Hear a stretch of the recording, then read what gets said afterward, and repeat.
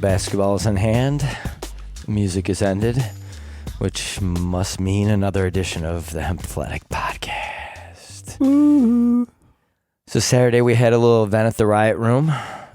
Bob was still not quite good enough to attend, but we did have actually all my family came out in very strong support, and my cousins and I had probably one of the best Mother's Day weekends we've had in a while.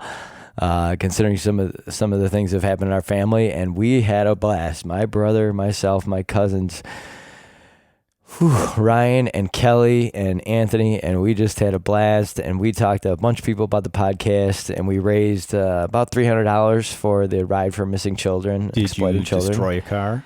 No, we didn't destroy a car. I didn't even go and destroy anything. I really didn't have angst to get out. But my cousin Kelly, wow, she got her angst out. I think the line from her husband was, "I think she might like me again after today." So wait, it was a quiet riot?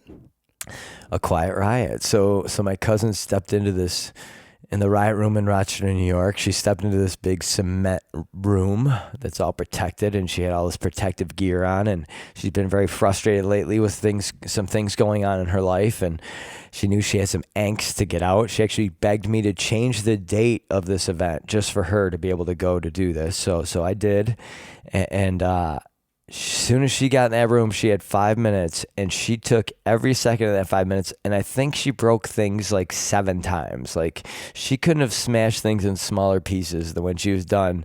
And at one point, her husband said, "I think I'm afraid to go home with her tonight." Things, that's a generalism. So what are we talking? Things like pottery? No, you're like some computer equipment. I think she had a couple glass bottles. I think it was a radio. Oh, a telephone, because my cousin said, "Oh, you didn't call me back," as she's killing the telephone. I'm like, telephone. But then she got through her bin of stuff and started picking up other people's stuff that, the other people didn't quite smash, like to her appropriate measures, and she had to go back and make sure those were, again, trashed at worse. So she's good for a week? Yeah, maybe a day or two. Right. I saw her at Mother's Day the next day. The 5 of us were sitting in a corner like little children talking about our night, and the kids in the room were looking at us like we were the losers. It was the kind of really sick, twisted thing that was happening. It was really cool. As long as you had fun. Bob, welcome back.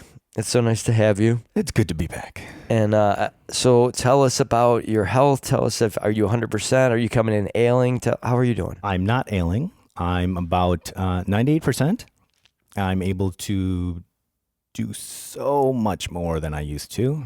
I don't know if getting rid of my gallbladder actually improved me in the long run, because I don't feel like I have as many issues as I used to have. So I don't know. The jury's still out on that one. But it was quite the adventure. We'll tell you in a couple weeks, Bob. Oh, you'll tell me if I've changed? Well, I'll still be the same personality-wise. I'm talking about internally. So tell us, was it a good experience, bad experience? I know you probably learned a ton about gallbladders through this. My dad taught us a little bit last week, so tell us about your experience. It was a horrible experience. So on April 7th, I woke up around 1 o'clock in the morning, and I had this excruciating pain in the center of my chest. I thought I was having some really bad heartburn. So I just went into the living room, suffering it out. I'm like, choking. And then I started throwing up, and the pain would not stop. And my partner saying, I'm taking you to the hospital.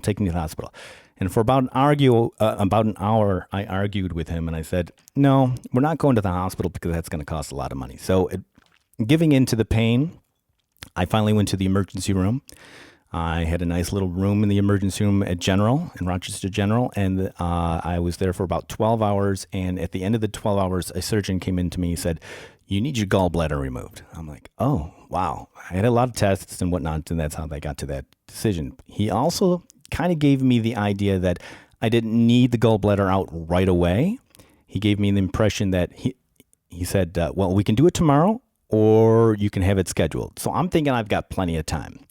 So I went home, and the pain didn't stop. I just got worse and worse and worse, and I had an appointment for my doctor Thursday the 11th.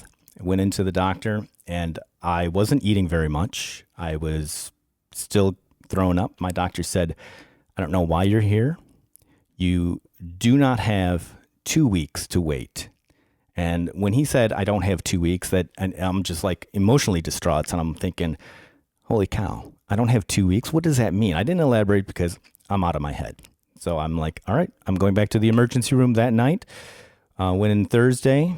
When I finally got to see a doctor after about 6 hours of being in the emergency room, they said my gallbladder was inflamed. It was infected. I had over 5 or 6 stones within my gallbladder. About 10 hours later, I was in a room. The next day on the 12th, I had my gallbladder removed, and then recovery started not too far after that. Did recovery consist of laying in bed? Did it consist of, what did they tell you? I could not move the first week. Getting out of bed was excruciatingly painful. It was any kind of crunch-like movement in my stomach. I was very weak. I could not eat much at all. The doctor told me my diet would have to change. And for the most part, it has. I've reduced a lot of sugars, a lot of fats. I had lost about 10 pounds within 3 days. I was looking pretty pathetic, pretty sad. And now, what about diet? That's a curious piece. What do you mean you talked about diet change? Well, your gallbladder basically assists in getting rid of some of the fats that you ingest. So when you no longer have it, the amount of fat is going to go right into your system, and it also produces bile. So, or it doesn't produce bile. It does produce bile. It's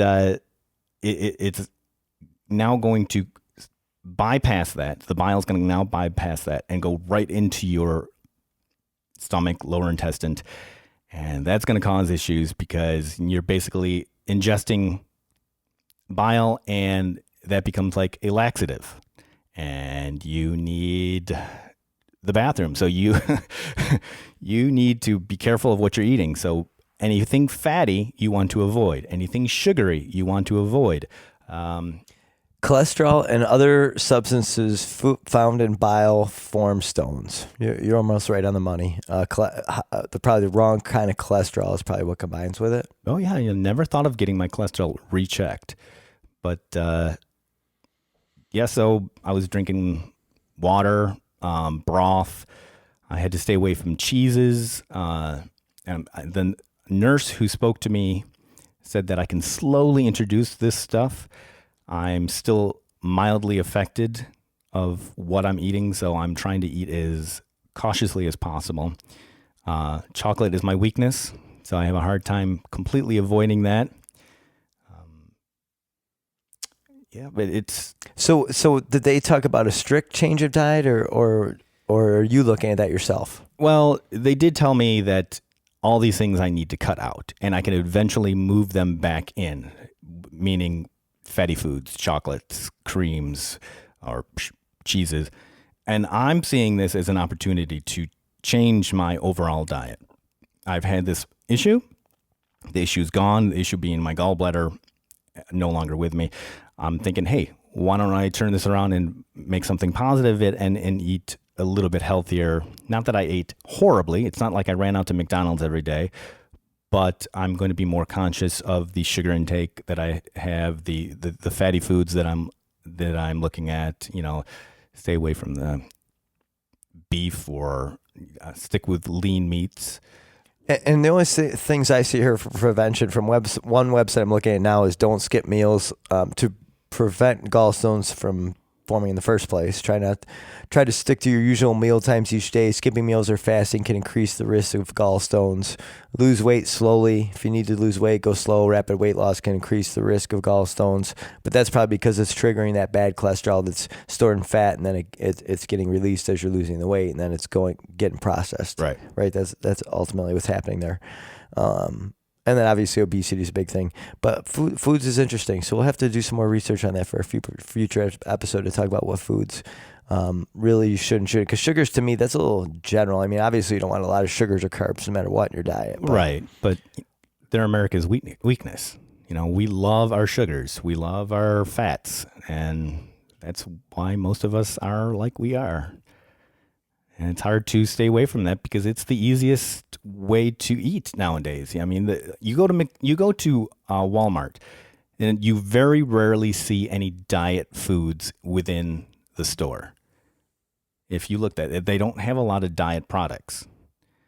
What, is everything just being reduced already? No, diet foods are more expensive. If you want to eat healthy, it's more expensive. That's an interesting one. I might challenge you a little bit on that because I think there's a lot of foods I see down there that are light when I go down certain aisles. But the nutrition panels has to be so thorough now because of the FDA.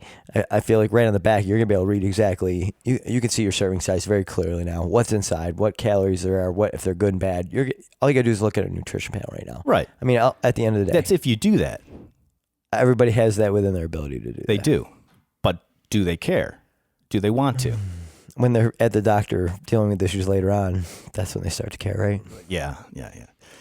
So the healing process took a while. The first week I was very immobile, sitting on the couch, going to the couch from the bed, in a gradual. It took about 3 weeks for the pain to just about completely go away. Last week I was still out of work, but I was able to lift things.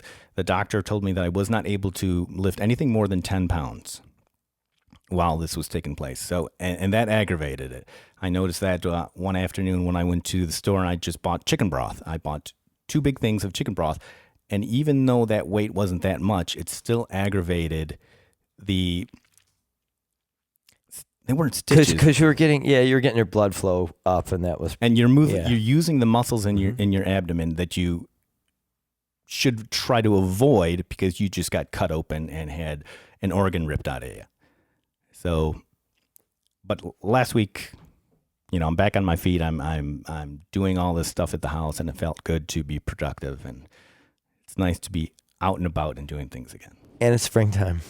Is that what this is? Yeah, we got sunshine. Okay. And we have a guest who has some experience with growing.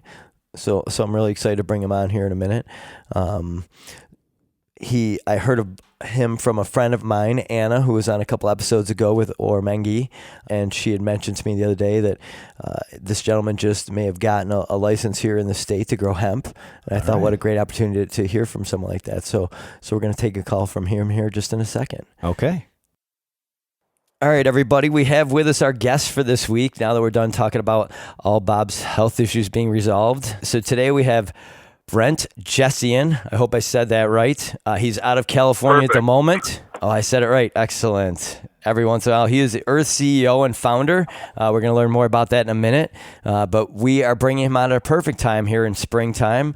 And he has some experience, I would think, out in the field or maybe in greenhouses growing. So it is a perfect time to bring Brent on. So I welcome you, Brent, to the Hempletic podcast. Hi, thank you very much for having me.